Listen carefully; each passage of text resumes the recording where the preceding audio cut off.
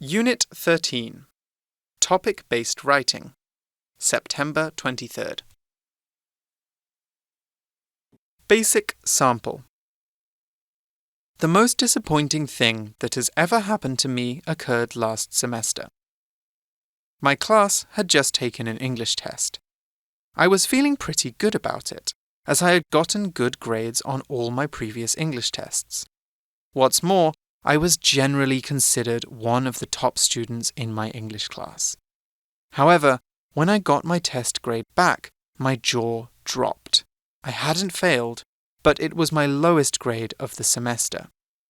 I don't mind admitting that I cried a little. However, when I recovered from the shock, I realized the poor test grade was an important lesson for me. It showed me I'd become overconfident, and I hadn't prepared for the test properly. After reflecting on it for a few days, I was thankful I'd learned this lesson before taking some of the more important exams later in the year. The disappointment hurt, but it reminded me to always work hard. Advanced Sample. Everybody encounters disappointment at some point in their lives. While it's never a nice feeling, there's something to be learned from these letdowns. While I've been disappointed any number of times, one particular memorable incident took place earlier this year when I took my driving test. I'd done a lot of hard work preparing for it. I'd taken lessons, watched online tutorials, and practiced with my parents. I felt that I was ready. However, as soon as the test got underway, I panicked. It was like my mind was being gripped by ice-cold hands.